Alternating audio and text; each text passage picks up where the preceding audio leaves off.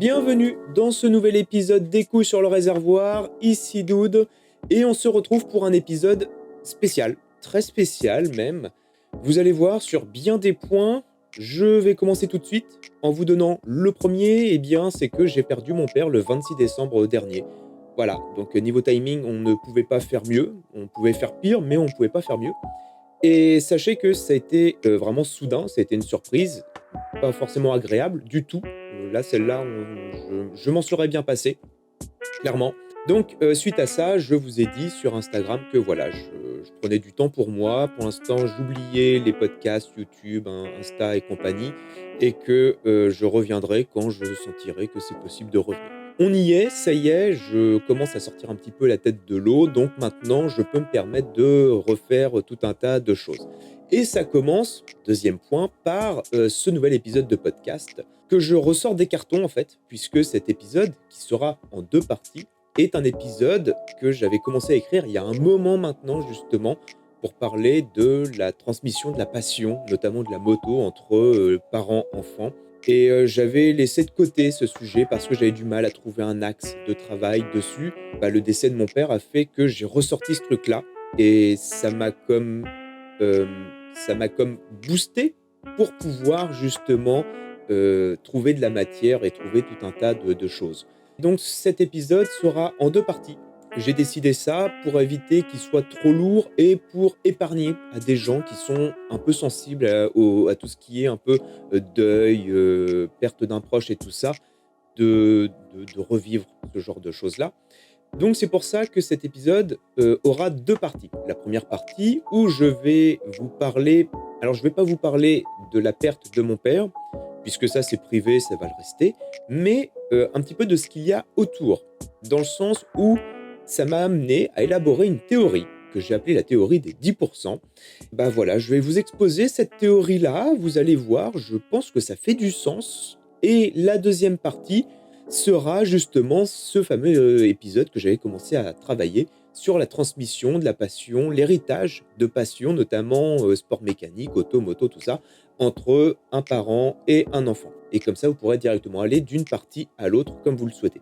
Dernière chose qui fait que cet épisode est spécial, si vous m'écoutez sur Spotify, sachez que cet épisode est maintenant dispo en vidéo. C'est une promesse que je vous avais fait il y a maintenant 3 ans, ça date de 2023, août 2023, où je vous avais dit, voilà, j'aimerais bien faire évoluer le podcast Les couilles sur le réservoir, format vidéo. Une chose qu'on peut dire, c'est que j'ai galéré. J'ai vraiment galéré à trouver à trouver l'endroit, le studio, tout ça. Donc j'avais bureau, studio et compagnie au Canada, mais c'était toujours un peu compliqué de pouvoir mettre ça en place.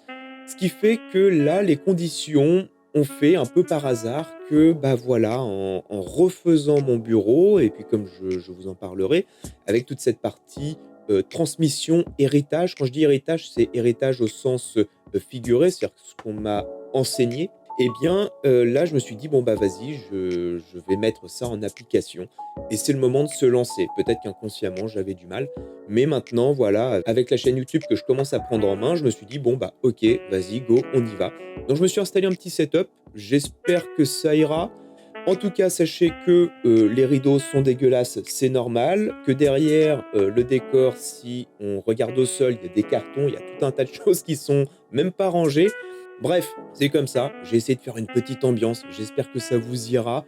Bien évidemment, je ferai évoluer ça au fur et à mesure du temps et on verra ce que ça donne. Donc sachez que si vous me regardez sur YouTube, c'est aussi dispo sur Spotify, sur toutes vos plateformes de streaming audio. Et si vous m'écoutez sur Spotify, sachez que vous pouvez me visualiser directement sur YouTube et laisser vos pires commentaires comme sur toutes les autres vidéos. Voilà, j'espère que ce programme vous convient. Donc, comme je vous l'ai dit, on va attaquer la première partie avec cette fameuse théorie des 10%. Vous allez voir, c'est un truc qui... Voilà, j'y réfléchis depuis... Ça faisait un petit moment que j'y réfléchissais et c'est même un truc dont je vous parle souvent concernant l'aviation et tout. Et bien là, on est en plein dedans. Je pense que cette théorie des 10% aura eu raison de mon père. Et sur la partie numéro 2, on parlera de tout ce qui est transmission, héritage, et ainsi de suite, où là, je vous parlerai de façon un petit peu plus intime de la relation que mon père et moi avions, aux véhicules, aux motos, quel genre de véhicule on a pu avoir, et vous allez voir, c'est des trucs un peu merdiques, mais toujours très drôles parce que quand on regarde ça évidemment avec, le souvenir et la nostalgie, c'est toujours plus drôle. On est parti pour la partie 1 et je vous propose de vous parler justement de tout ce qui est venu autour de cet événement, ainsi que cette fameuse théorie des 10. Concernant la partie 2 avec, l'héritage de la passion pour les sports mécaniques et ainsi de suite, eh bien sachez que je ne sais pas encore quand elle sera disponible au moment où sort cet épisode. Sachez que si elle est disponible, eh bien vous aurez le lien directement en description. Et pour ceux qui m'écoutent sur Spotify, eh bien sachez que c'est pareil, vous aurez le lien en description et de toute façon vous l'aurez dans la playlist automatiquement. Pour commencer, et comme j'aime bien le faire à chaque début d'épisode où on va parler sciences, physique, mental, théorie, tout ça, eh bien petit disclaimer, sachez que tout ce qu'il s'est passé concernant le décès de mon père, du début jusqu'à aujourd'hui, ça restera privé. Je ne vais pas vous raconter ce qu'il s'est passé, je ne vais pas vous expliquer en détail ou quoi que ce soit, pas du tout, ça c'est privé et ça le restera comme à chaque fois. Par contre, je vais utiliser des faits scientifiques, des faits physiques. Je vais vous donner des datas, puisque vous allez voir, j'ai récupéré beaucoup de datas pour élaborer cette théorie. Alors, théorie, c'est pas vraiment le bon mot, c'est plus une idée. Une idée et construire justement une sorte de règle. Et vous me direz, suite à ça, si cette règle fait du sens ou pas. Voilà. Maintenant que tout ça est dit, eh bien, je vous propose de commencer à vous parler de cette fameuse règle des 10. Alors, je vais commencer par la fin, par vous énoncer cette fameuse règle que j'ai pondue. Alors, peut-être que je n'invente rien et que cette règle ou théorie existe déjà, mais sous une forme différente. J'ai pas cherché. Honnêtement, j'ai vraiment pas cherché parce que voilà, j'ai vraiment autre chose à faire. Mais si vous avez connaissance de ça, n'hésitez pas à me le dire. Et puis là, j'irai regarder de mon côté ce qui se passe parce que je pense honnêtement que ça doit exister quelque part sous une forme différente. Cette règle veut que si on n'est pas capable de maîtriser une technologie à plus de 10%, eh bien, il y a 90% de chances que cette technologie se retourne contre nous. Alors, ces valeurs sont complètement arbitraires. Je n'ai pas du tout, comme je vous ai dit, fait de calcul, il n'y a rien de mathématique, de physique ou quoi. C'est des valeurs arbitraires, pour ceux qui ont l'œil auront reconnu une approximation de la loi de Pareto. C'est des valeurs arbitraires, en fait, qui sont utilisées juste pour leur impact sur l'esprit. C'est-à-dire que si je vous dis ça, vous êtes capable d'imaginer ce que veut dire maîtriser une technologie à 10%. On est à peu près capable de s'imaginer ce que c'est d'utiliser un téléphone à 10%, d'utiliser un ordinateur à 10%. Réciproquement, on est capable de s'imaginer aussi 90% le fait que ça se retourne contre nous. Cet ordre de grandeur-là, l'esprit se dit « Ah oui, en effet, il y a vraiment beaucoup de chances que je le prenne en plein dans la gueule, que le retour de flamme soit sévère. » Donc c'est pour ça que j'ai utilisé ces valeurs-là. C'est comme je vous ai dit, il y a rien de physique, de statistique ou quoi. Donc c'est plus une expérience de pensée qu'une règle en soi, mais ça reste une règle, évidemment un crochet avec mes petits doigts boudinés, dans le sens où j'ai pu le vérifier régulièrement. Déjà, dans l'aérien, comme je vous dis souvent dans mes épisodes, en aéronautique, quand il se passe quelque chose, souvent on vient prendre des mesures de façon à ce que ça ne se répète pas. Mais souvent on essaye d'être proactif. C'est-à-dire que souvent on vient expliquer que voilà, si vous connaissez bien votre avion, votre hélicoptère, si vous connaissez bien vos instruments de navigation, si vous connaissez bien votre moteur, tout ça, eh bien vous allez éliminer des facteurs de risque. Exemple tout bête, on s'entraîne à faire des décrochages. Décrochage, c'est-à-dire que vous allez, avec votre avion, vous mettre dans une situation où l'avion, en gros, arrête de voler. Et ça, c'est un truc qu'on fait régulièrement quand on vole, hein, des exercices de récupération de situations, entre guillemets, dangereuses, donc situations de décrochage, de spirale, de vrille. Et ce qu'on va faire, en fait, c'est qu'on va se mettre exprès dans une situation dangereuse pour s'entraîner à récupérer cette situation-là, chose qui se fait très bien à partir du moment où on est formé et on sait le faire. Ce qui fait que le jour où ça arrive, on a comme un automatisme, on sait comment faire, on connaît la procédure, on déroule et on récupère. Eh bien, la technologie, c'est pareil. La technologie, à partir du moment où vous allez vous forcer à la maîtriser, à l'appréhender, à regarder un petit peu comment ça se passe, même des fois à vous tromper, et puis en vous trompant, bah, ça va faire un exercice en plus. Vous allez essayer de récupérer la connerie que vous avez fait sur votre téléphone. Eh bien, ça va vous amener à être maître, en gros, de vos éléments, à être maître de votre environnement. Ce qui fait que le jour où un problème va se présenter, eh bien, vous serez capable justement d'y réagir, d'y faire face de façon adéquate et donc à réduire le risque que cet environnement se retourne contre vous. Dans le cas de mon père, il s'est passé tout l'inverse. Lui ne maîtrisait pas du tout son environnement, ce qui fait que ça lui a pété à la gueule. Voilà ce qui s'est passé. Avant, je dois vous expliquer un petit peu le pattern qui a donné justement naissance à cette fameuse règle des 10%, toujours croché avec mes petits doigts boudinés, de façon à ce que vous puissiez voir que je ne sors pas ça de mon chapeau, que ce n'est pas une simple excuse que je me suis construit pour essayer de trouver, on va dire, une sorte de motif au décès de mon père. Pas du tout. C'est vraiment un truc qui traîne sur le temps. En vous exposant ce pattern, peut-être vous serez capable justement de l'identifier, que ce soit pour un de vos proches ou que ce soit peut-être même pour vous.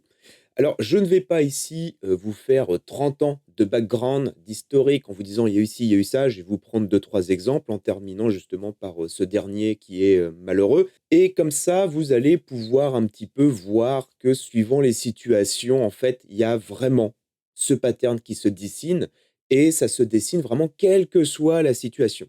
Et ça a commencé évidemment très jeune. Très jeune, je ne vais pas dire que je m'en suis rendu compte maintenant avec du recul, oui, mais récemment, ces dernières années, par exemple, mon père, et ça je vous en reparlerai dans la partie 2, avait une Harley Davidson. Sa dernière moto était une Harley héritage Softail, une magnifique Harley. Je vous mettrai la photo dans l'épisode 2. Et cette moto, il avait décidé de s'en séparer. Voilà, il avait voulu la vendre parce qu'il avait commencé à avoir des problèmes de santé un peu plus graves. Et bah, pour la vendre, il a décidé tout simplement de faire une révision. Voilà, faire un petit changement d'huile et tout ça. Jusque-là, tout va bien. Sauf que mon père n'est pas du tout quelqu'un de manuel. C'est un intellectuel, il est ingénieur de formation. C'est quelqu'un qui est intelligent, très intelligent, voire même trop intelligent. C'est vraiment ce genre de personne qui va réfléchir, mais réfléchir tout le temps à quelque chose et la moindre tâche va se transformer en étude de cas qui va durer des semaines, des mois et des années. Ce qui fait que une simple vidange où, bah oui, on y réfléchit. On se dit: «OK, c'est quoi mon véhicule? Qu'est-ce que je mets comme huile dedans? La quantité? Comment je fais la vidange? À chaud, à froid? Est-ce qu'il me faut des outils, le filtre?» ainsi de suite. Voilà, ce genre de choses basiques. Eh bien, lui, ça se transforme en une sorte de parcours du combattant. Voilà, donc il va étudier tout, du début jusqu'à la fin et pour ce changement d'huile, par exemple, il va prendre donc la moto, il va se dire: «Ah, la moto, il faut que je la mette, à la verticale. Comme je n'ai qu'une béquille latérale, il faut que je puisse la mettre à la verticale, il me faut donc un lève-moto». Il va donc acheter un lève-moto. Ensuite, il s'aperçoit qu'il doit aspirer l'huile, donc il va acheter une pompe à dépression. Ensuite, il va s'apercevoir le filtre, machin et tout. Donc, mon père va faire le listing. Il va acheter tous les outils, tous les ingrédients, tous les consommables dont il a besoin. Il va tout disposer. C'est-à-dire qu'il va mettre la moto sur le lave-moto, la soulever, mettre l'huile, le filtre, ainsi de suite. Et à un moment donné, ça va s'arrêter là. Voilà. La moto sera restée pendant 4, 5 ans comme ça. Et c'est pas une blague. Et j'ai même des témoins, des amis qui sont venus chez moi à plusieurs mois, voire années de différence. Et le running gag était vraiment cette Harley qui avait une révision qui durait, donc c'est même pas une révision, c'était carrément un changement d'huile qui durait depuis plusieurs années. Donc là, déjà, on se dit, bah, cette règle des 10% où on y va jusqu'à 10% et ça s'arrête, bah déjà là, il y a un indice. Voilà. Sachant que la révision n'aura jamais été faite. La moto aura été vendue avec tous ses consommables, tous ses trucs, et c'est la personne qui a vendu la moto qui aura fait la révision. Alors ça, c'est un exemple. Bien sûr, il y en a d'autres. Je vais vous en donner un petit deuxième. Après, on va passer au dernier malheureux. Le deuxième exemple, pour vous montrer que ce n'est pas un domaine spécifique, mais que c'est vraiment dans tout et n'importe quoi, cette règle-là, eh bien là, je vais vous parler plomberie. Voilà, mon père avait décidé de changer les robinets de la salle de bain Et donc, il y avait des mitigeurs qui avaient, un certain âge et lui s'était mis en tête de changer ces mitigeurs-là. Bon, jusque-là, pas de problème. Sachant que, si vous l'avez déjà fait, changer un mitigeur, de salle de bain ou même dans votre cuisine, c'est assez simple. En règle générale, vous avez une vis, un écrou qui tient donc le mitigeur sur l'évier, hein, sur son support et ensuite vous avez 2 tuyaux, eau chaude, eau froide avec un raccord. La plupart du temps, c'est un petit joint, pas un petit joint torique, mais un petit joint plat, en caoutchouc. Vous desserrez, vous resserrez, ce qui fait qu'il y a peu de chances de se tromper. C'est une manipulation qui, comme la révision, va durer, allez, de une demi heure à 1 heure suivant, l'accès, la difficulté, tout ça. Mais c'est pas quelque chose qui vous prend, on va dire, une journée pour changer 2 mitigeurs. Eh bien, sachez que mon père avait, donc acheté les 2 mitigeurs puisque dans la salle de bain, il y avait 2 éviers avec 2 mitigeurs. Il les avait donc achetés. Il avait prévu les outils, donc comme il n'avait pas tous les outils, il avait acheté les outils, il avait acheté aussi les ingrédients, donc un petit peu de pâte à joint, du silicone, tout ça pour faire les choses proprement. Les raccords, parce qu'il avait apparemment les raccords n'étaient pas les bons, donc il avait acheté les raccords et il avait, comme la Harley, il avait commencé, c'est-à-dire il avait démonté sur les 2 mitigeurs un premier et il s'était arrêté là. Ça, j'ai été témoin aussi puisque, il a fait ça au moment où j'étais parti au Canada, donc c'est un truc qui m'avait marqué, en 2015 précisément. Aujourd'hui, bien évidemment, je récupère la maison, les choses font que, bah, voilà, je récupère la maison. Le mitigeur n'a toujours pas été changé. Mieux que ça, il n'a pas été changé, mais il est toujours posé à côté de l'évier depuis 2015. Ça fait bientôt, allez, on va dire, ça fait 10 ans. Ça fait 10 ans que le mitigeur est posé à côté de l'évier. Il n'aura jamais été changé. Il est neuf, hein. Le deuxième mitigeur est dans sa boîte. Donc, vous voyez que c'est vraiment un pattern que l'on retrouve dans tout un tas de domaines, sachant que ce truc-là, lui, c'était dans tout. Dans les travaux, en fait, dans tout ce qui était manuel, c'était, systématiquement présent. Mais on va voir maintenant avec ce dernier exemple, malheureux que ce n'est pas que dans tout ce qui était manuel. Certes, on peut ne pas être manuel, comme lui il n'était pas manuel, mais il avait la volonté. On sentait qu'il avait quand même la volonté de le faire, il avait la volonté de y arriver. Alors, est-ce que le fait de trop réfléchir faisait que, il n'arrivait plus à se lancer? C'est-à-dire qu'il était en boucle, il était coincé en boucle sur le processus manuel et ça le bloquait. Mais toujours est-il qu'il n'aura jamais franchi cette étape-là. Comme je suis généreux et qu'en même temps, je vais vous faire un petit peu de teasing, je vais vous donner un dernier exemple en date, concernant la Mini John Cooper Works. C'est une voiture dont je vais vous parler bientôt, je vais vous en parler surtout dans l'épisode 2, mais vous l'aurez en essai pourri.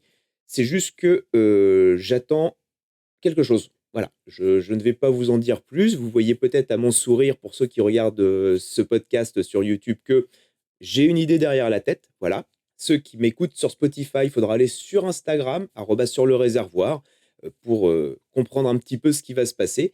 Mais sachez que donc la Mini, qui était la voiture de mon père, que je vais garder, pendant très longtemps sûrement, puisque je compte peut-être y faire quelque chose, mais voilà, je n'en dis pas plus. Cette Mini, mon père avait prévu des choses dessus, notamment changer la mousse à l'intérieur donc du capot moteur. Donc, quand vous ouvrez le capot moteur, vous avez une mousse isolante, une mousse acoustique qui est, rivetée avec des petits rayons en plastique contre le capot et cette mousse a été bouffée par des petites souris. Bon, mon père avait racheté ce morceau de mousse et il l'avait mis à côté de la voiture, dans le garage. Il avait également acheté autre chose, puisqu'en fait, à côté de la voiture, il y avait une pile de matériel. Il y avait un boîtier Android Auto, il y avait tout ce qu'il fallait pour faire une petite révision, il y avait cette fameuse mousse, isolante qui devait être changée. Bref, il avait, tout acheté pour pouvoir justement faire une sorte de petit entretien sur sa voiture et notamment changer cette mousse isolante qui avait été complètement bouffée.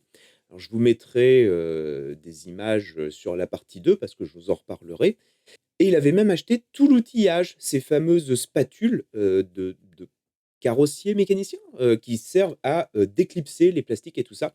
Sauf qu'il s'était arrêté là. Voilà.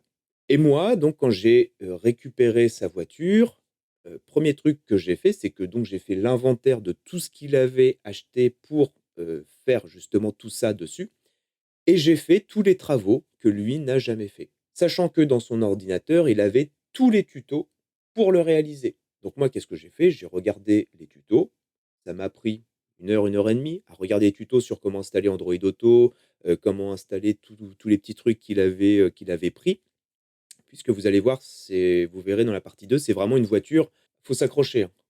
Pour utiliser cette voiture-là, là, vous voyez la règle des 10, on pourrait se dire effectivement c'est justifié parce qu'on n'a vraiment pas envie d'aller plus loin que 10 quand on voit, comment c'est branlé.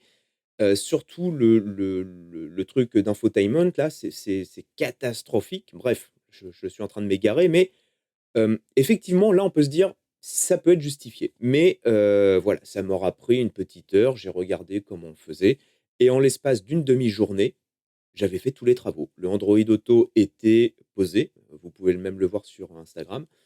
La mousse avait été changée, tous les petits changements d'huile avaient été faits. Bref, toutes ces petites conneries qu'il avait prévu de faire, je les ai fait en une demi-journée. Voilà, mon père était à la retraite, hein. Donc c'est pas comme si on était sur quelqu'un, chef d'entreprise overbooké, qui, quand il ne dort pas, passe sa vie, dans un avion, dans les transports ou en réunion. Non, c'était quelqu'un de chill et tout, mais c'est bien dommage. Maintenant, on va, en arriver à cette, dernière partie malheureuse qui aura donné naissance à cette, règle, hein, voilà, toujours, crocher avec mes petits doigts boudinés.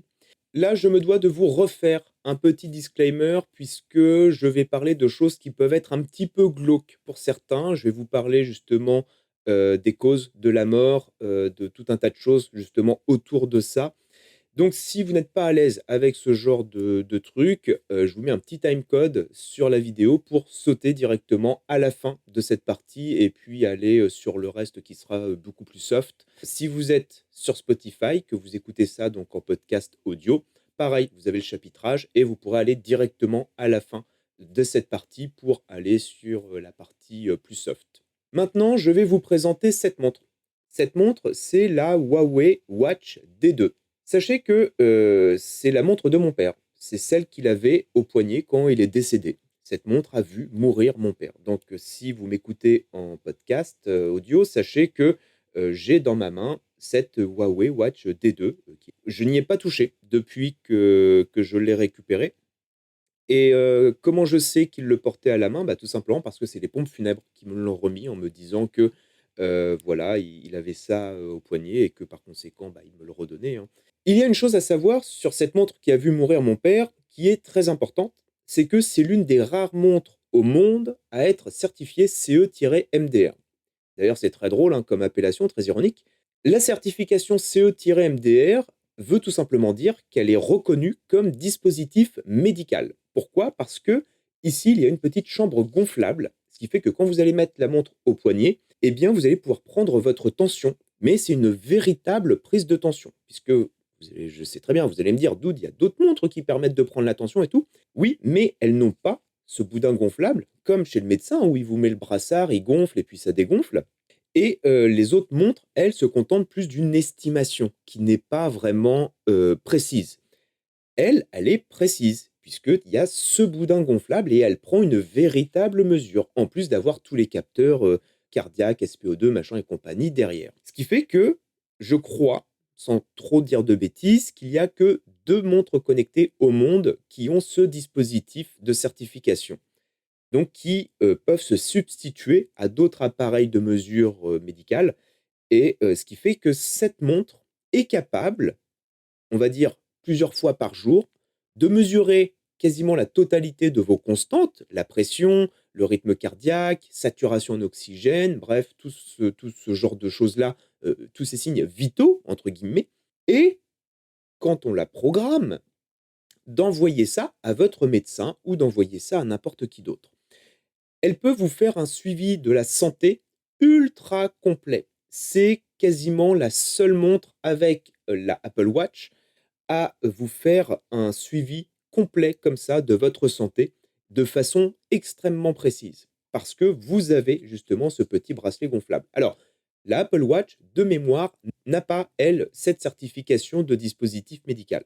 Maintenant, pourquoi je vous parle de cette montre? Puisque, comme je vous ai dit, mon père l'avait au poignet. Il faut savoir que mon père était malade du cœur. Il avait fait plusieurs infarctus il y a longtemps.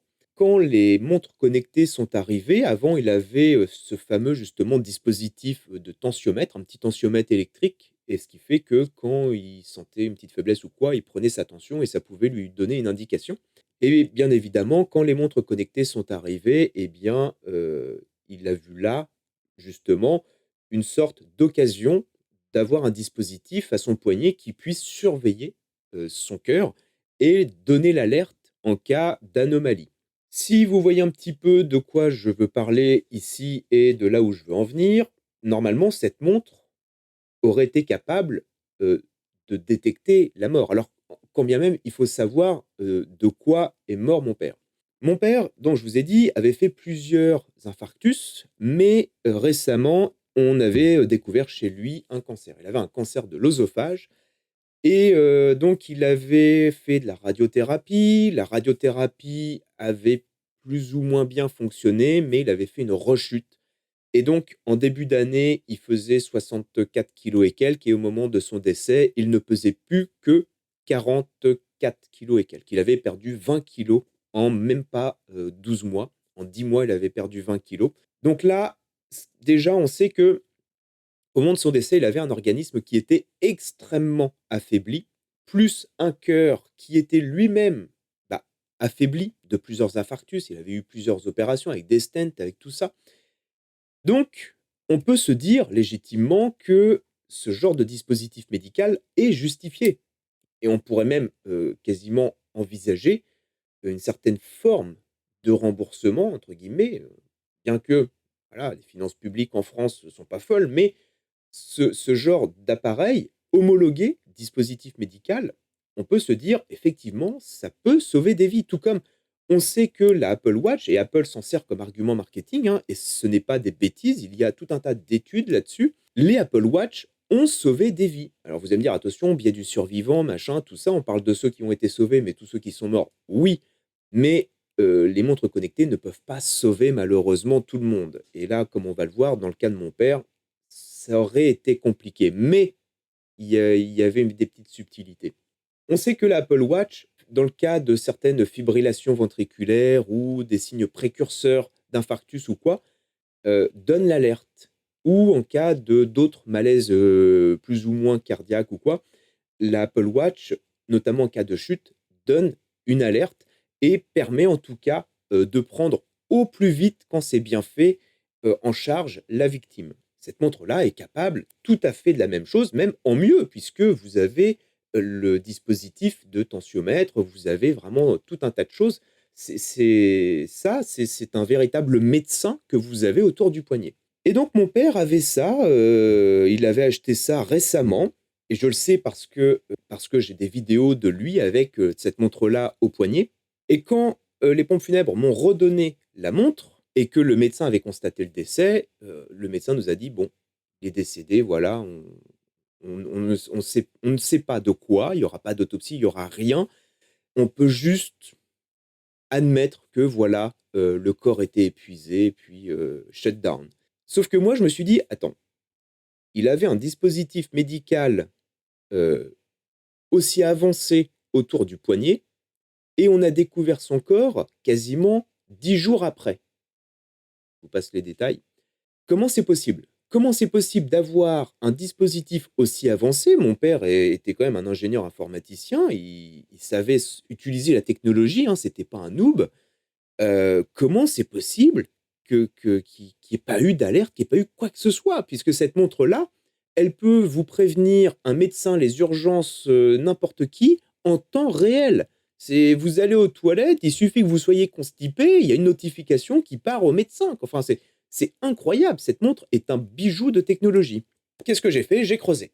Je travaille avec, un autre ingénieur informaticien et puis on a pris son ordinateur, son téléphone, la montre. La montre était connectée au téléphone et on a extrait toutes les datas et c'est là où on s'est aperçu d'une chose, c'est que la montre n'était pas programmée en totalité. Qu'est-ce qui s'est passé?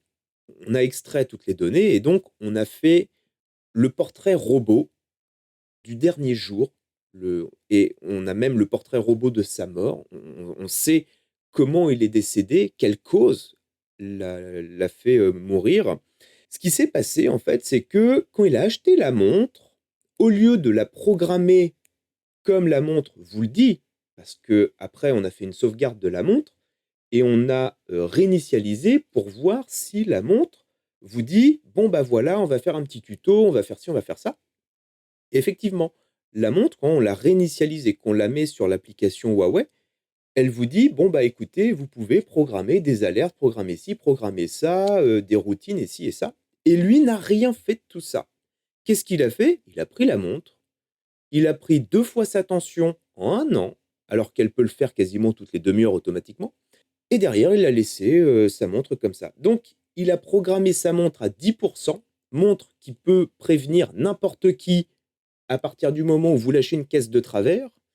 Eh bien lui n'a rien fait de tout ça. Il se servait de sa montre comme une simple montre alors que c'est un dispositif médical qui sauve des vies. Je vous cache pas que j'étais sur le cul.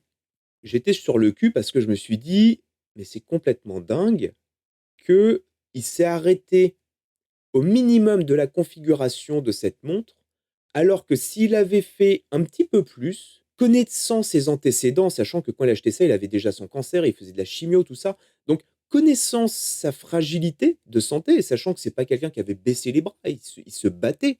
Pourquoi il n'a pas décidé d'aller plus loin dans la configuration pour dire: «Tiens, je vais configurer une alerte vers telle personne, telle personne, telle personne», quand bien même il était un peu isolé, de façon à se rassurer, à se dire: «Bah, au moins s'il m'arrive un truc, la montre enverra une alerte et je serai pris en charge». Il y a rien eu de tout ça, rien. Donc, je peux même vous donner le portrait robot de cette fameuse, journée du 21 décembre 2025. Ce qui s'est passé, c'est que c'était un lundi et le samedi, dimanche, la montre était éteinte, sûrement plus de batterie. Ce qu'on voit dans les logs, c'est que la montre régulièrement prenait son rythme cardiaque.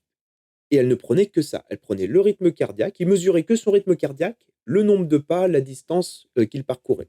Et donc, pendant son sommeil, il l'a gardé. Il l'a gardé tout le temps. Et on voit que pendant son sommeil, on a une sorte de rythme cardiaque type. Donc on voit que le rythme cardiaque est assez plat, pendant son sommeil et à partir du moment où il se réveille, le rythme cardiaque se réveille avec lui. Puis, en fonction du nombre de pas qu'il fait, on voit le rythme cardiaque qui monte et qui descend. Il y a aussi, ça prend la température de la peau. Important, retenez ça. Retenez ça parce que quand on meurt, la température baisse. Donc ça prend la température de la peau et ça prend le delta, température la plus haute, température la plus basse. Et donc on s'aperçoit que le samedi, dimanche, il y a pas de data. La montre est éteinte. Bon, il l'avait sûrement mise à recharger ou quoi, mais si la montre n'a pas été utilisée sur 2 jours alors qu'elle était utilisée en permanence, c'est que il estimait qu'il n'y avait pas besoin de la mettre. Et on s'aperçoit que la montre est allumée et utilisée à partir de lundi 1 heure du matin. En temps normal, dans tous les logs que j'avais, mon père se couchait vers 22 heures à peu près. Il dormait de 22 heures jusqu'à 9 heures, on voyait, hein, au rythme cardiaque et la montre donnait les cycles de sommeil et on s'aperçoit aussi que, bah, au niveau du lever, il se réveillait, mais il se levait pas tout de suite parce que la montre prenait le nombre de pas, machin, tout ça. Donc on voyait entre le réveil et le moment où il se levait pour marcher, il y avait toujours un petit delta. Jusque-là, rien d'anormal. Mais on s'aperçoit que le lundi, à 1 heure du matin, le rythme cardiaque est complètement chaotique. De 1 heure du matin jusqu'à son décès, le rythme cardiaque fait n'importe quoi. Il y a des pics, il descend très bas, il monte très haut. Et on s'aperçoit que dans ce nombre de pas, au lieu de faire, des nombres de pas qui correspondent à, des petits voyages dans la maison, ainsi de suite, on s'aperçoit qu'il fait toujours des allers-retours. 37 pas d'un côté, 38 pas de l'autre, 10 d'un côté, 12 de l'autre. En fait, on s'aperçoit qu'il fait des allers-retours en permanence. Donc on a affaire à une personne qui est agitée. Il est agité. Je vais rentrer un peu plus dans les «détails» entre guillemets.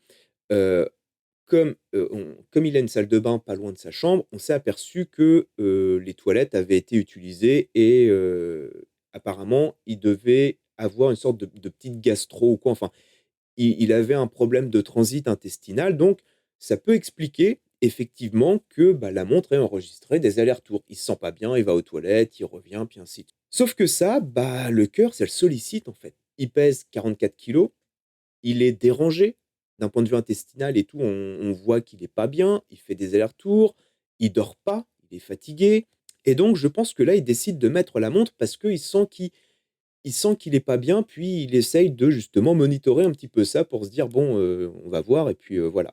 Sauf que la montre n'étant pas configurée jusqu'au bout, la montre enregistre tout ça, mais alors, elle a pas tout enregistré. J'ai pas sa tension, la dernière tension qu'il a pris, c'était au mois, d'août 2025.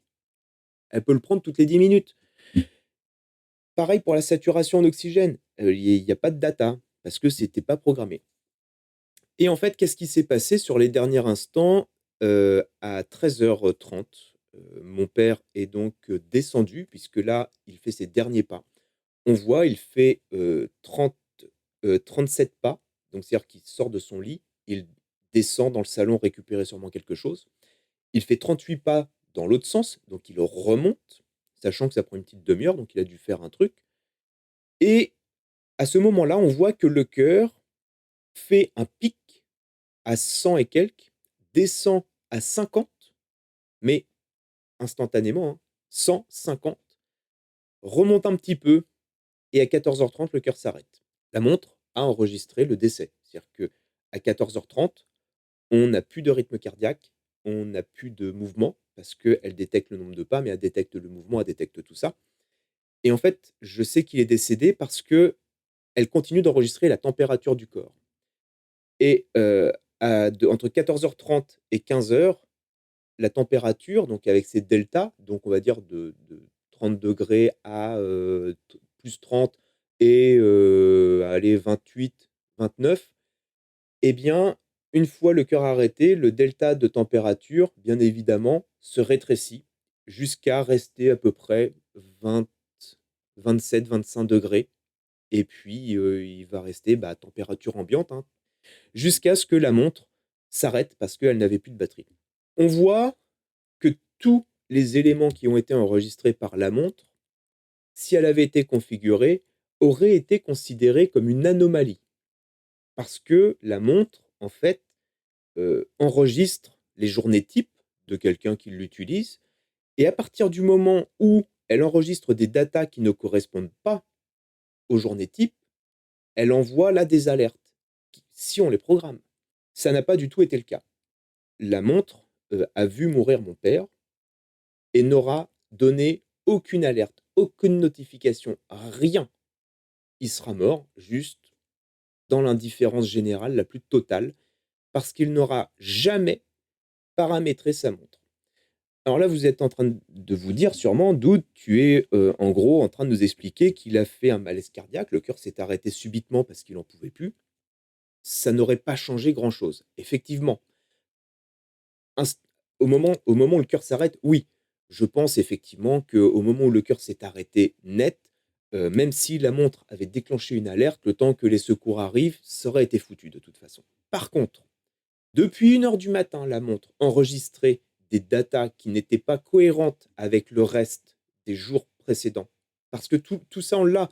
On a passé à la moulinette, toutes les journées précédentes qu'on peut superposer. On peut superposer toutes les datas et à peu de choses près, c'est les mêmes. Mais dès qu'on arrive sur cette fameuse demi-journée du lundi 21 décembre, on voit que c'est un bordel pas possible, c'est chaotique au possible. Et la montre l'aurait vu.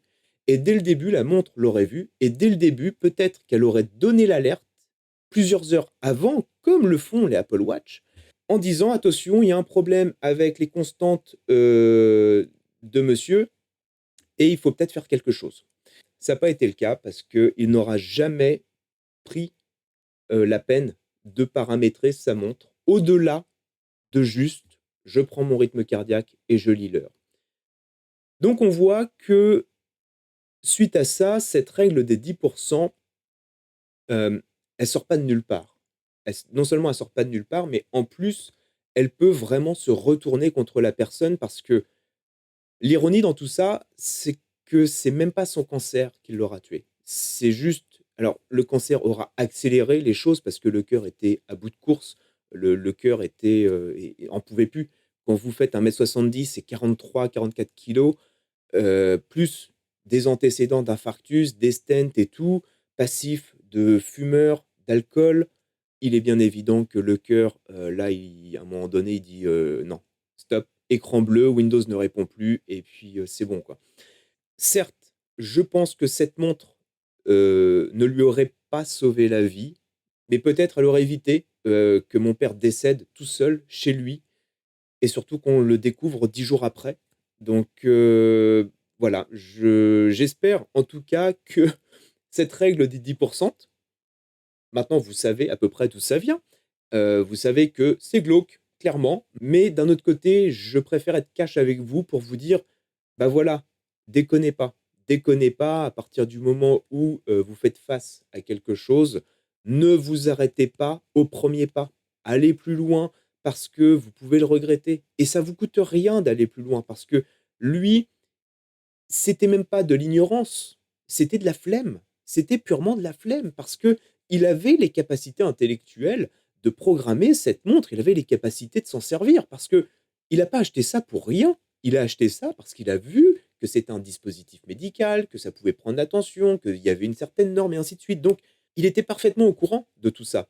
Puisque en plus de ça, il a acheté le téléphone et tout qui il a acheté tout ce qui allait avec. Tout était connecté. Il avait même une balance connectée et la balance connectée était connectée à son téléphone et à sa montre, ce qui fait que j'ai sa courbe de poids. Je peux vous confirmer qu'au mois de janvier, il était à 64 et quelques kilos et que, bah, il est décédé à 40 et quelques et qu'il a perdu 20 kilos. Et ça aussi, c'est révélateur. On a une balance connectée avec une courbe de poids qui est en chute libre. Ça inquiète personne. Personne ne s'est inquiété que mon père perde 20 kilos en 10 mois comme ça. C'est dingue, c'est complètement dingue. Donc, heu, il y a eu vraiment des couilles à tous les niveaux parce que d'un point de vue médical, j'ai en triant ces papiers, j'ai eu accès à tout ça et j'ai vu que le monde, l'univers médical n'a pas l'a bien pris en charge. Il a été pris en charge, vraiment de très, très bonne façon, mais à aucun moment les médecins, les chirurgiens, ainsi de suite, ne se sont inquiétés de cette chute de poids. Alors que lui donnait l'alerte. Il disait: «Attention, j'ai perdu du poids et tout» et «Non, mais c'est normal, c'est la chimio, c'est ci, c'est ça». Mais oui, c'est normal, mais raison de plus pour surveiller, quoi. Mais il avait alors est-ce que, il a refusé tout ça? Peut-être. On va pas refaire le match, de toute façon, c'est fait, mais juste pour vous dire que ne vous arrêtez pas aux premières étapes, c'est pas la peine, c'est stupide, vous risquez juste d'y perdre des plumes et c'est pour ça que je fais toujours le rapprochement avec l'aviation. Quand je vous dis en aviation, on évite d'attendre des accidents pour prendre en charge les choses. Souvent, on essaye d'anticiper, mais malheureusement, des fois, on n'est pas capable de tout anticiper. Et quand il arrive une connerie, bah, on regarde ce qui s'est passé et c'est là où on vient justement mettre en place tout un tas de choses et ainsi de suite. Mais on vient pas juste dire: «Bon, on va juste penser à ça, comme ça on sait que c'est là». Non, on y pense, puis en même temps, on essaye d'être proactif et on essaye, justement de mettre en place tout un tas de choses de façon à prendre en charge le problème le plus tôt possible et en tout cas, lancer des alertes quand on n'est pas capable de pouvoir justement nous-mêmes, faire des choses. Un truc tout simple et je vais terminer là-dessus. Il y a pas longtemps, il y a eu l'histoire d'un Beechcraft, un avion, un petit avion, bimoteur, qui s'est posé tout seul. Garmin a réalisé le premier atterrissage en situation réelle d'urgence par une intelligence artificielle. Alors, attention, je reviendrai dessus dans un épisode spécial, mais le GPS Garmin a un système d'urgence qui permet de poser tout seul l'avion en cas d'incapacité du pilote. Donc il y avait 2 pilotes, il y a eu, une incapacité, des 2 pilotes suite à une, dépressurisation, je crois et l'avion, le système Garmin, en gros, l'avion a pris le relais. Il a lancé un appel radio d'urgence à la tour en disant: «Voilà, je suis en mode d'urgence, je vais me poser à tel aéroport», machin, tout ça. L et l'avion s'est démerdé tout seul. Il s'est posé sur la piste sans aucun problème, de façon nickel. Il y a même les vidéos et tout. Les 2 pilotes s'en sont sortis indemnes et enfin bref, l'histoire se termine très bien parce que tout le programme a été mis en place du début jusqu'à la fin et c'est la première fois que Garmin avait une utilisation en situation réelle d'urgence. Donc, c'est un truc qu'ils avaient développé comme une sorte d'assurance, hein, mais là, c'était la première fois que c'était utilisé réellement et on s'est aperçu que ça fonctionnait nickel. Mais ça a pas fonctionné nickel par magie comme ça. Ça a fonctionné nickel, pourquoi? Parce que les pilotes, de une, savaient s'en servir et de 2, la compagnie l'a mis en place. C'était une option qu'ils ont pris et qu'ils ont mis en place dans l'avion et ils ont formé les pilotes là-dessus. Donc on voit qu'il y a eu vraiment tout un process qui a été respecté du début à la fin. Ils ne se sont pas arrêtés à dire: «Ah là, le bouton, c'est le bouton d'urgence et puis s'il y a un problème, vous appuyez dessus». Voilà, ça c'est la règle des 10.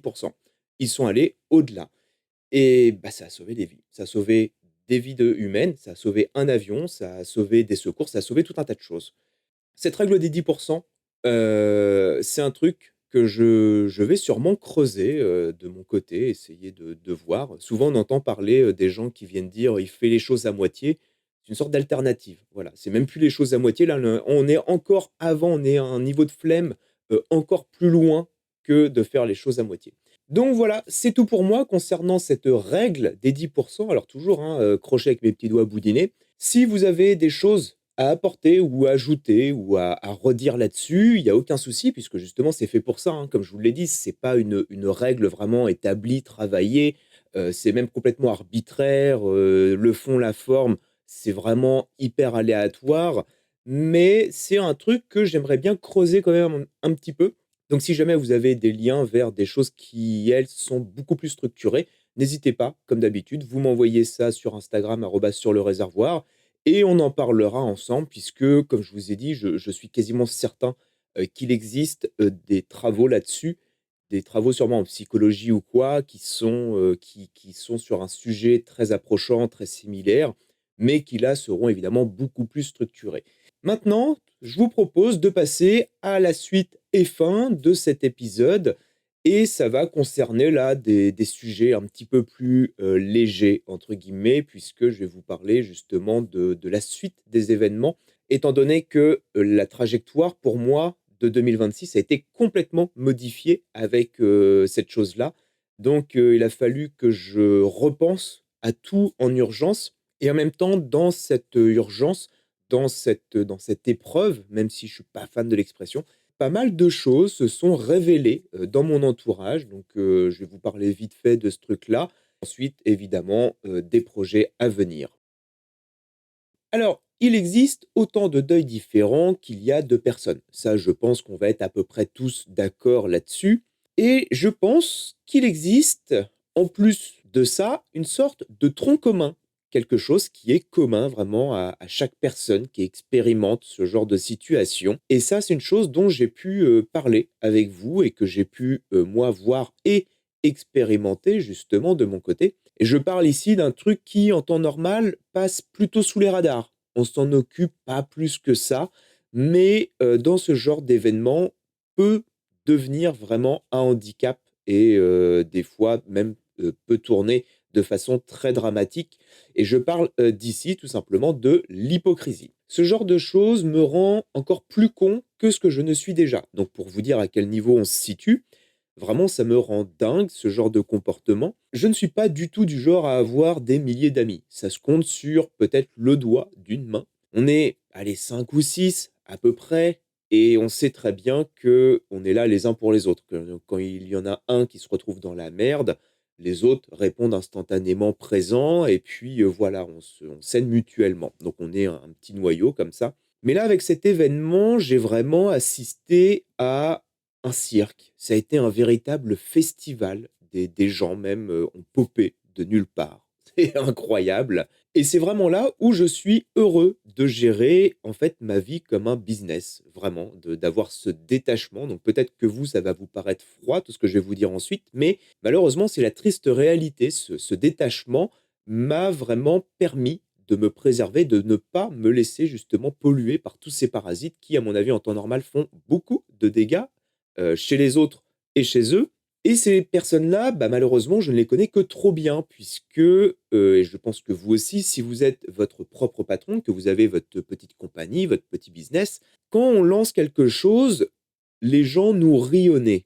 Voilà, souvent on passe pour des guignols, ça marchera jamais, tu feras pas d'argent, va travailler chez McDonald's, c'est et tout le monde, hein, souvent les proches, les parents, les banques, les assurances, tout ça. Et une fois que vous faites preuve de résilience, que vous avancez, que vous développez vos choses, que ça marche, que vous en vivez et qu'après vous arrivez à investir et ainsi de suite. Ça demande du temps, mais quand on y arrive, ces gens reviennent d'entre les morts et vous disent: «Oh mais attends, c'est génial, écoute, moi je connais machin, puis je fais ci, puis je fais ça, puis si tu as besoin tu m'appelles, puis on se voit, puis on va faire ci, puis on va faire ça».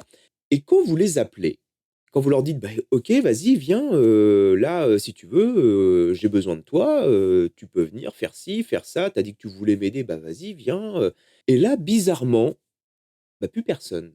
Voilà. Étrangement, je préfère encore l'ignorance de ces personnes-là, c'est-à-dire que ghostage, pas de réponse, rien, plutôt que ceux qui vont venir, en vous invoquant tout un tas d'excuses en disant: «Mais non, bah, là, je peux pas parce que, ah, j'ai machin qui vient, puis là, j'ai un rendez-vous avec truc, puis, ah là, mon chien, il s'est foulé la patte», bref, vous voyez le genre de choses. Et ça, que ce soit dans la vie professionnelle ou personnelle, on en connaît tous. Voilà, c'est vraiment récurrent. Alors, j'avoue même, petit péché, en avoir profité pour justement tester, certaines relations autour de moi basées sur ce principe-là. Donc pas dans notre petit noyau parce que je sais qu'il y a rien à tester parce que c'est acquis depuis longtemps, mais dans les strates supérieures. Vous savez, ces strates de où c'est entre amis et connaissances. Voilà, c'est des gens, vous les avez vus une fois, 2 fois, puis on ne sait pas trop, ce qui se passe avec eux, donc ça fait des allers-retours. Bref, voilà, c'est flou. Et bah, là, voilà, comme j'en avais déjà parlé il y a un moment, nouveau Squid Game, gros nettoyage de printemps. Allez hop, on nettoie ça au chalumeau et honnêtement, et bien, je suis vraiment satisfait de vivre isolé. Le fait d'avoir renforcé davantage cet isolement me permet vraiment de me protéger de ce genre de personnes, mais aussi de tout un tas d'individus vraiment malveillants parce que malheureusement, c'est souvent dans ce genre de cas qu'ils apparaissent.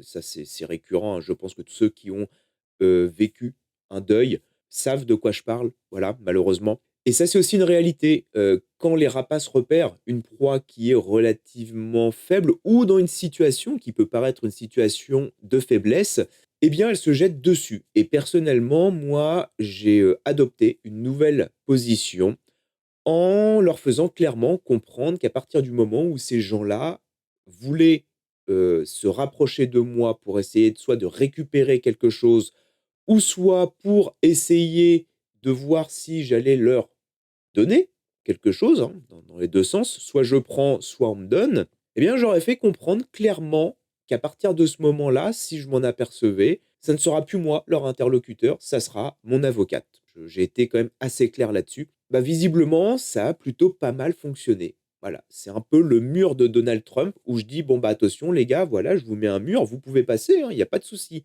Sauf que si vous passez, assurez-vous d'avoir, enlevé vos chaussures à l'entrée et d'avoir, les chaussettes propres». Voilà, c'est tout ce que je vous demande. Alors, oui, je suis seul. Enfin, en tout cas, oui, je vis seul, puisque il y a une petite nuance, il y a un petit twist à ce truc-là. Donc certes, dans cette situation d'avoir à gérer, le décès d'un parent et tout ça, bah, je me retrouve effectivement, seul à gérer. Le truc, c'est que, comme je vous disais, je gère ma vie comme un business et ceux qui ont une petite compagnie vont savoir très bien de quoi je parle. Quand vous commencez au début, vous êtes tout seul, vous commencez petit, puis au fur et à mesure où vous développez votre activité, vous devez vous entourer. De une parce que vous ne pouvez plus tout faire tout seul et de 2 parce que vous allez devoir prendre des gens dont c'est les compétences. Parce que vous, ça ne sera peut-être pas les vôtres. Par exemple, du RH pour gérer les employés, de la comptabilité, du sales, du marketing, tout un tas de choses qui font que bah, vous n'avez plus le temps, vous n'avez pas les compétences, vous ne pouvez pas faire ça. Et si vous le faites, vous êtes un control freak et vous voulez tout faire tout seul, vous allez vous planter. Et puis après, bah, terminer, et puis direction Pôle emploi. Bien que vous n'aurez pas de chômage parce que vous étiez, à votre propre compte. Bref, ça c'est un autre débat. C'est pour ça que je vous disais, moi je gère ma vie perso comme un business. Je me suis très vite rendu compte qu'il y avait pas mal de choses que je ne pouvais pas gérer tout seul, que je ne pouvais plus gérer seul.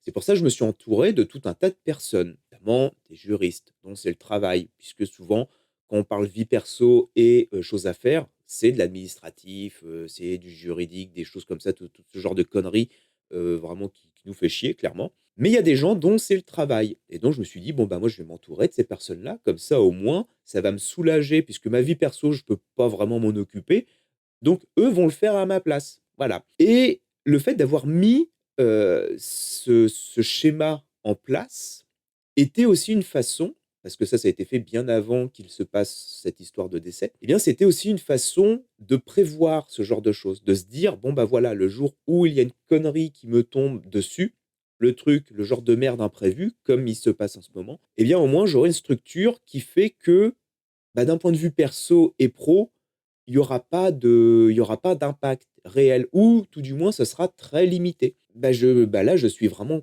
satisfait et très content parce que ça a fonctionné, ça a très bien fonctionné. C'est-à-dire que les gens avec qui je travaille d'habitude ont très bien su gérer la chose. Ils ont absorbé le truc, ils ont pris la tâche. Moi, j'ai juste eu à récupérer, des papiers à gauche, à droite, machin et tout. Donc oui, j'ai eu une part de travail à faire, mais minimum.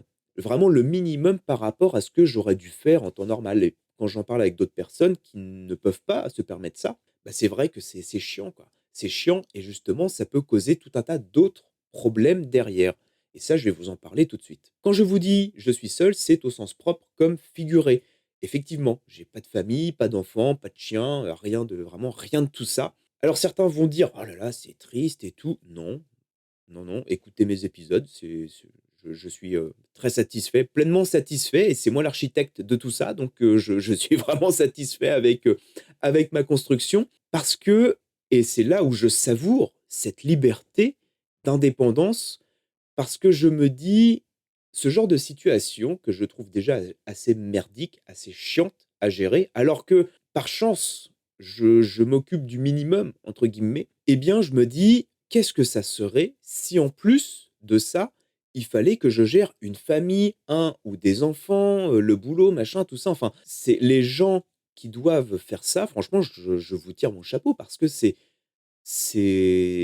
une charge mentale qui est incommensurable, incroyable et c'est pour ça que, j'avais vraiment, comme je vous dis, organisé, ma vie autour de ça.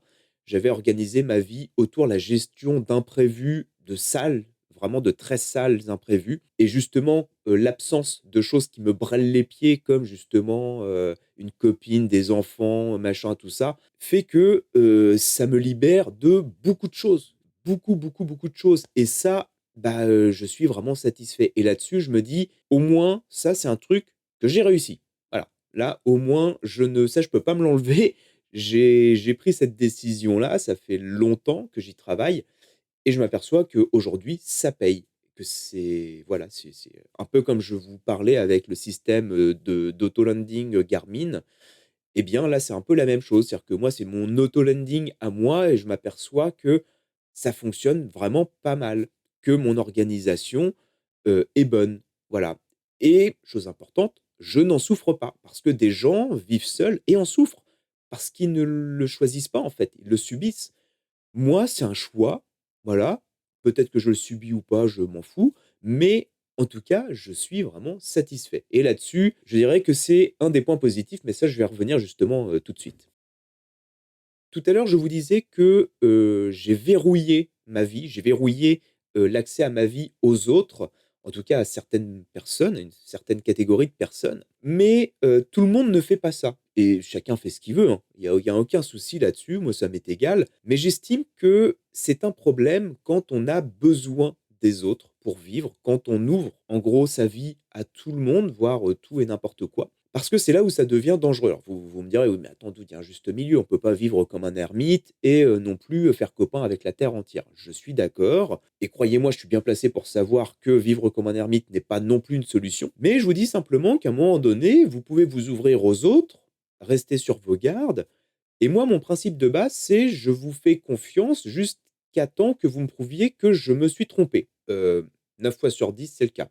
9 fois sur 10, je me trompe. Donc c'est pour ça qu'à un moment donné, bah, on réduit l'accès, on réduit, puis au bout d'un moment, l'étape d'accession devient très longue Et c'est seulement les gens qui sont vraiment déterminés à vouloir, vous connaître, qui peuvent accéder à vous et malheureusement, bah, voilà, c'est un choix. Ça permet aussi de trier beaucoup et croyez-moi, bah, malheureusement, il y en a très peu qui passent l'épreuve. Ça, c'est un autre sujet, mais pour vous dire que dans certains cas, quand vous ouvrez la porte à tout et n'importe quoi, ça peut causer, vraiment beaucoup de problèmes et beaucoup de dégâts, surtout dans ces périodes de deuil. Ça ne vous a pas échappé que je suis quelqu'un qui ne croit pas en quoi que ce soit. Je suis agnostique. Donc agnostique, ça veut dire, en gros que pour moi, on ne peut pas prouver qu'un Dieu existe ou pas. Donc c'est pas ça existe pas ou je crois pas, je crois si, machin. Non, c'est que je fais partie de ces gens qui disent: «Bah, on ne peut pas prouver qu'il existe, mais on ne peut pas prouver qu'il n'existe pas».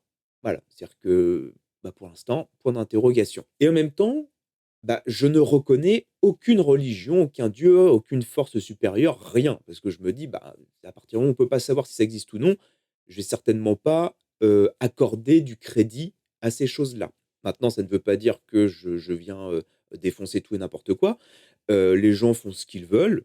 Voilà, j'ai des gens autour de moi de toutes les religions et ça pose pas de problème. Ça n'empêche pas le respect. C'est simplement une conviction personnelle. Donc des fois, on en parle ou quoi, mais voilà, c'est pas productif puisque chacun a ses positions. Donc on n'en parle pas, on respecte et puis c'est très bien comme ça. Ce qui fait qu'à partir de ce moment-là, je considère la mort comme quelque chose de biologique. C'est-à-dire qu'il y a une naissance, naissance d'un être vivant, une fin de vie, terminée. On met ça, au feu ou, à la poubelle dans la terre, puis on n'en parle plus, point. C'est comme ça, voilà, c'est la vie. Ce qui fait que à partir de ce moment-là, alors c'est triste, les gens vont dire: «Bah, alors, quelle vision, de la vie, machin». Bah, excusez-moi, on est juste un tas de molécules avec une durée de vie limitée. Voilà, c'est comme, les yaourts chez Carrefour et c'est la même chose. On est ni plus ni moins que ça. Donc oui, c'est peut-être triste pour certains, mais pour d'autres, c'est la réalité de la chose, c'est la réalité biologique. Ce qui fait qu'à partir de ce moment-là, je ne vois pas l'intérêt de faire tout un cinéma autour de la mort, de venir lui accorder une importance qu'elle n'a pas, en fait. Et la seule importance qu'on va lui accorder, c'est des rituels. Tous ces rituels que l'on va faire autour du défunt, autour de la mort. Et ça, en fait, on ne le fait pas pour la personne en elle-même, puisque à partir du moment où on croit en rien, bah, la personne, elle est décédée, puis bah, point. Maintenant, on la met dans un endroit où ça sera assez propre et on n'en parle plus. C'est comme ça, c'est la vie. Le problème, c'est que les gens vont utiliser ces rituels funéraires, plus tout ce qui va autour, pour une, se faire de l'argent, ça c'est une réalité, hein, les pompes funèbres et compagnie. Les religions aussi se font de l'argent sur le dos des rituels funéraires, mais aussi pour renvoyer une image aux autres. Pour dire: «Regardez, je suis triste, je pleure, mon père, je pleure ma mère, je pleure mon fils, je». Donc oui, on peut être triste d'avoir perdu quelqu'un, mais est-ce que depuis que l'homme existe et que la mort, par définition, existe, est-ce que ça vaut la peine de continuer de lever les bras au ciel et de pleurer toutes les larmes de son corps pendant des semaines, des mois, voire des années, pour un truc et aussi banal que d'aller aux toilettes, qui arrive à tout le monde, qui va arriver à tout le monde. Donc, à partir de ce moment-là, je pense que vous pouvez comprendre ce détachement que j'ai et le fait que je gère cette chose-là comme un projet et que je me dis: «De toute façon, toute la partie décès, funérailles, machin et tout, autant faire ça le plus vite possible» parce que de toute façon, bah, voilà, c'est comme ça, nous, mon père, moi, on est zéro religion, rien, zéro croyant, donc on va juste faire ça de façon obligatoire, ce que nous oblige à faire la loi. Par contre, il y a une chose que je trouve importante, beaucoup plus que n'importe quelle autre religion ou quoi, parce que ça, les religions, malheureusement, n'en parlent pas. C'est, par contre, le souvenir, de se dire: «La personne n'est plus là, OK, mais ce qui est important, de une de ne pas être hypocrite sur la personne», parce que mon père et moi avons l'habitude de dire: «On peut être le dernier des salauds». Ce qui est génial avec la mort, c'est qu'on devient instantanément quelqu'un de bien et ça, vous pouvez le vérifier dans n'importe quel cas, hein. Même Jean-Marie Le Pen qui est décédé, beaucoup de personnes ont trouvé le moyen de dire que c'était finalement quelqu'un de pas trop mal. Bon, chacun son opinion, hein, en tout cas, c'est pas le mien. Mais moi, quand quelqu'un est un salaud et qu'il meurt, il reste un salaud. Donc je ne vois pas pourquoi, continuer de parler d'un salaud. Mon père n'était pas un salaud, pas du tout. Il avait, sa façon de vivre, il avait ses principes, il avait tout ça. On pouvait être d'accord ou pas avec lui, mais c'était pas quelqu'un qui vraiment avait fait du mal dans sa vie, pas du tout.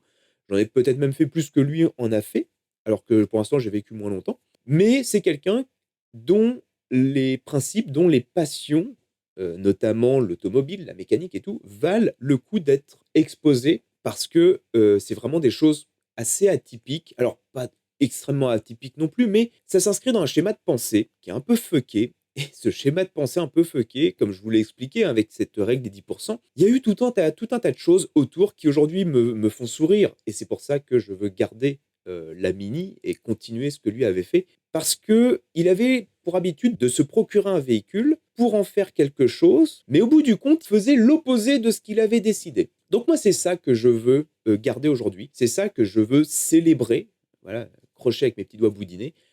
C'est en fait cette espèce de paradoxe qu'était mon père, sur la partie mécanique, sur la partie automobile, tout ça, sur le fait que des fois, il partait sur des trucs et finalement on se retrouvait avec, l'opposé, à l'arrivée. Donc ça, c'est ce que moi, je préfère mettre en avant plutôt que de dire: «Regardez comme je suis triste» ou quoi, parce que c'est pas vrai.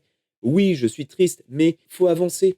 On ne peut pas rester comme ça, les 2 pieds dans le même sabot. Et justement, pour continuer, j'ai toujours été interpellé par, les gens qui tombent dans, les griffes de charlatans. Ces soi-disant, médiums ou les fameux communicants entre, le monde des vivants et l'au-delà. Enfin bref, pour ceux qui ont vu Beetlejuice, vous savez de quoi je veux parler. On a beaucoup d'exemples sur YouTube avec des gens qui peuvent parler aux morts, qui se font, l'intermédiaire de ci, de ça, enfin bref, c'est un festival de conneries. Avec, cette expérience d'avoir perdu, mon père et bien, même désolé si le terme, va choquer, alors que c'est exactement ça, mais je comprends à quel point, le deuil ouvre les portes à l'ignorance et à la bêtise, en fait et surtout à tous ces connards. Donc je ne viens pas blâmer les gens qui se font avoir parce que, bah, malheureusement, c'est de la manipulation et on sait que la manipulation mentale, à n'importe quel niveau de vigilance, fonctionne.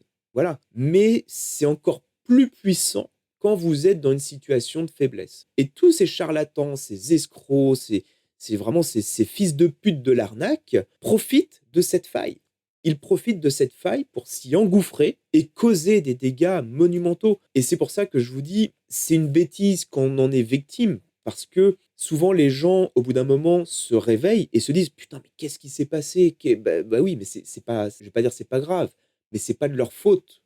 Elles se sont faites manipuler, donc elles n'avaient aucun moyen, de une de se prémunir de ça et de 2 de se défendre et pire que tout, j'ai même remarqué et ça, il y a d'excellentes chaînes qui en parlent, donc quand je dis «je», c'est ce que moi j'ai compris, qu'en fait, l'entourage proche, surtout, eh bien, n'a pas tant d'effet que ça.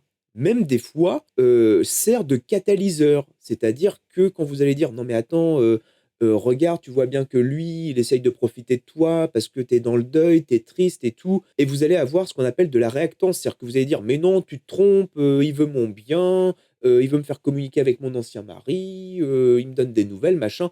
Ça va avoir un effet pervers inverse. Alors que les personnes qui sont seules, comme moi, vont peut-être plus se protéger parce que c'est des personnes qui, par définition, vivent seules et donc ont tendance à s'isoler et à rejeter plus ou moins ce qui veut rebondir sur soi, enfin ce qui veut nous atteindre et qui rebondit, sur soi. Mais dans certains cas, quand ces escrocs, ces charlatans, soi-disant, communiquant avec l'au-delà, arrivent à atteindre, leur cible, ils font vraiment des dégâts considérables. Parce que souvent, les personnes, les victimes de ça, s'en aperçoivent. 9,9 fois sur 10, les personnes s'en aperçoivent et quand elles s'en aperçoivent, en plus du deuil, elles doivent revivre le deuil, mais avec ces conséquences-là. En plus, souvent la perte d'argent parce qu'il y a eu un héritage, puis l'héritage a été aspiré par l'escroc et tout. Enfin bon, c'est vraiment des situations catastrophiques. Et je comprends tout ça parce que moi, le premier, quand je vais chez mon père pour y travailler, vider la maison, machin, tout ça, j'aimerais que les fantômes existent. J'aimerais ça. J'adorerais que les fantômes, les aliens, le Yeti, tout ce genre de trucs existent vraiment et qu'on puisse échanger avec eux. Moi, j'aimerais vraiment que, me dire que quelque chose de mon père existe quelque part, que je puisse, lui montrer, par exemple, cet épisode, lui montrer, ce que je voulais mais que j'ai pas eu le temps de faire, voilà, lui montrer tout ça. Sauf que, comme Dieu et compagnie, je ne dis pas que ça n'existe pas, mais je ne dis pas que ça existe, malheureusement. Des fois, prouver que quelque chose n'existe pas, c'est plus dur que prouver que quelque chose existe. Si je vous dis: «J'ai une licorne bleue dans mon garage», bah, vous me dites: «OK, viens, on va dans ton garage, on regarde». Bon, bah, s'il y a une licorne bleue, elle est là, on la voit. Voilà, on sait que c'est pas une hallucination. Par contre, si je rentre et qu'elle est pas là, vous allez me dire: «Bah, elle est pas là». Je vais dire: «Oui, mais elle est invisible». Et là, voilà, c'est une surenchère permanente, bref. Donc ça peut être compliqué, ça peut être très compliqué. Et c'est aussi pour ça que j'ai, monté cette équipe, toujours, hein, crochet avec mes doigts boudinés, cette équipe, juridique, puisque je me dis: «Bah, moi, ce genre de conneries, j'ai pas le temps de m'y attacher». Mais d'un autre côté, c'est plus une assurance qu'une équipe d'intervention, puisque j'ai pas eu à m'en servir, bien heureusement. Mais en discutant avec, certaines personnes, notamment sur Instagram, sur le réservoir, certaines personnes, oui, eux, se sont fait approcher par des gens, machin, tout ça. Et en fait, on s'aperçoit qu'il suffit de laisser entrer une personne toxique, quelles que soient ses intentions, et que derrière, c'est comme les spams au téléphone. C'est-à-dire qu'il suffit de mettre votre numéro sur un site à la con, derrière, c'est 15 appels toutes les heures et ça ne finit plus. Et bien là, c'est la même chose. Et je dirais que bah, la chance que j'ai, moi, c'est vraiment d'être devenu ce con fermé, réfractaire à tout, qui est social, humain et compagnie, d'avoir mis en place un véritable parcours du combattant pour que les gens puissent accéder à moi. Bah, malheureusement, c'est un choix. C'est comme dans la compétition, hein, à un moment donné, quand vous mettez le curseur à un endroit, vous êtes obligé de baisser les autres et bah, là, c'est ça. J'ai fait ce choix-là pour me protéger, en tout cas pour me protéger plus que d'habitude. Que les choses soient claires, je ne me réjouis pas du tout non plus de la mort de mon père, absolument pas, hein. Là, on pourrait très bien se dire: «Mais attends, là, tu es en train de nous dire qu'en gros, tu t'en fous que ton père soit mort». Pas du tout.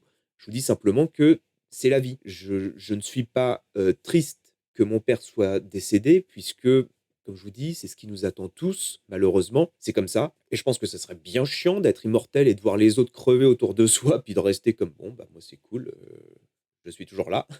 Ça doit être vraiment chiant. Mais par contre, le fait que ce soit un événement soudain, le fait que je ne m'attendais pas du tout à ce que ça se passe, là, dans ces conditions-là, je pensais un peu comme souvent dans ma tête où je m'étais dit: «Ça arrivera dans ces conditions-là parce que, il va se diriger vers telle situation», puis ainsi de suite. Donc je ne le voyais pas partir comme ça. Et ça, par contre, oui, ça me rend très triste. Ça me rend très triste de savoir, de connaître les conditions dans lesquelles il est parti. Parce que je me dis: «Ça, c'est pas cool. Ça, c'est vraiment pas cool». La mort en soi, bah, tant pis, voilà, c'est comme ça. Mais les conditions dans lesquelles il est parti, je me dis: «On aurait effectivement pu faire ça différemment». On aurait pu avoir des conditions qui soient quand même nettement meilleures, pour lui, pour nous. Mais voilà, c'est pas le cas. Donc c'est ça, en fait, qui m'attriste et c'est toujours ça qui m'attriste. En fait, c'est pas la mort en soi, c'est ce qu'il y a autour. Il y a pas longtemps, il y a un gamin de 17 ans qui est décédé, sur sa 50 à vitesse, à 100 mètres d'ici. La mort, OK, bah, tant pis, mais les conditions, c'est inhumain. C'est un gamin de 17 ans, sur sa 50 à vitesse, qui se fait, éclater par une bagnole en face à face. Ça, non. Ça, je n'arrive pas à l'accepter, ce truc-là. Donc c'est ça, moi, qui me rend triste. Maintenant, comme je dis toujours, je vois le verre toujours plein. Voilà, 50 d'eau, 50 d'air, 100. Je dirais que toutes ces années à tenir mes choix, mes ajustements, mes sacrifices, tout ça, eh bien, ça continue de payer pour moi. Puisque d'un point de vue purement factuel, eh bien, ça me protège et ça me protège énormément de tout ce que je vis en ce moment. Ça, c'est vraiment un rempart vis-à-vis de tout ce que j'ai pu vous dire et je vais continuer dans ce sens parce que je préfère de loin me protéger que d'avoir à régler des problèmes comme j'ai pu connaître dans le passé et que j'ai pu vous exposer. Et pour terminer, on va terminer avec une petite note quand même un peu légère parce que j'aime bien le rappeler, ça c'est ma petite satisfaction personnelle, vous allez voir, c'est là où je me dis: «Yes!» c'est ma je vais terminer avec ma petite satisfaction personnelle. Là où j'ai compris que j'étais vraiment irrécupérable, c'est quand cet événement m'a obligé effectivement à reprendre contact avec de la famille que je ne contactais plus depuis, avec qui j'avais plus aucune relation depuis des années. Puisque moi je ne suis aucunement famille, rien, vraiment, mais alors 0 puis une barre. C'est-à-dire que ça s'arrête, vraiment à mes parents et après, plus rien. Voilà. C'est pas que ça n'existe pas, juste que ça sort de mon champ de préoccupation et quand on m'a fait, l'historique des couples, des enfants, des petits-enfants, des chats, des chiens, des poissons rouges, des écrans plats, de ci, de ça, des maisons, enfin bref.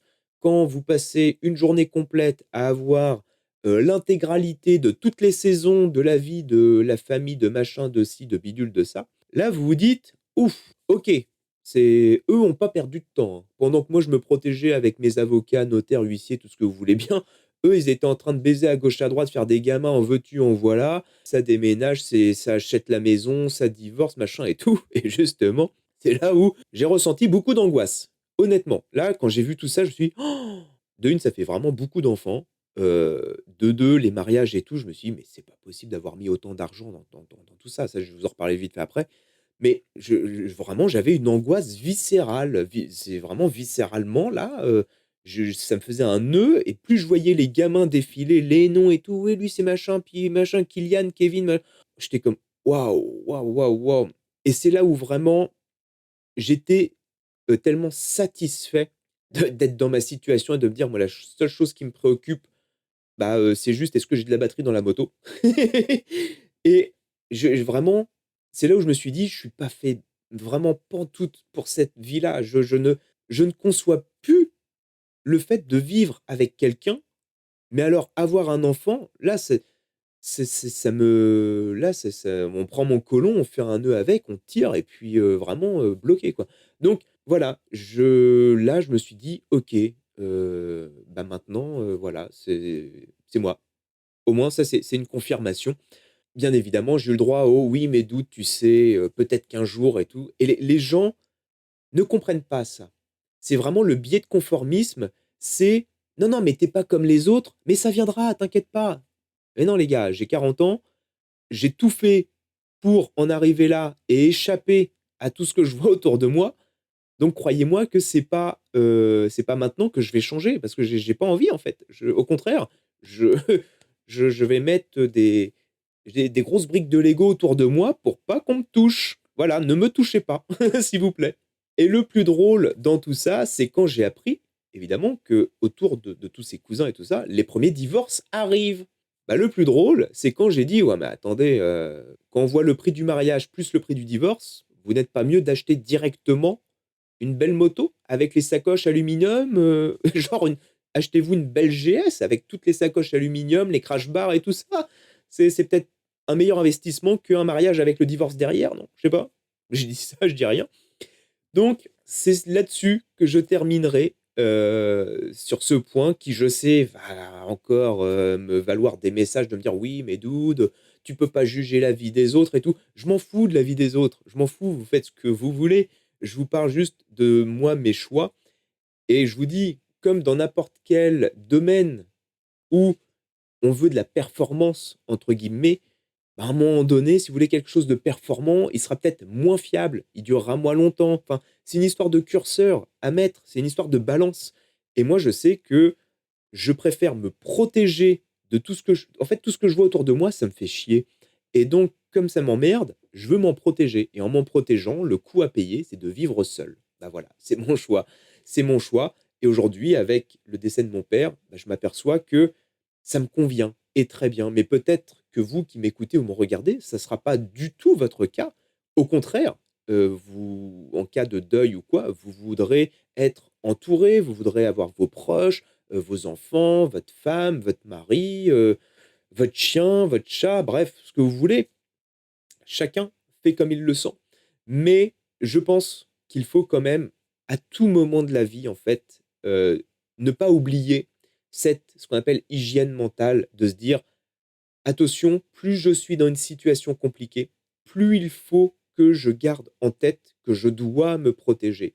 Et croyez-moi, c'est ça le plus compliqué, en fait. C'est juste de rester vigilant à tout moment dans sa vie pro, perso, dans tout ce qu'on fait.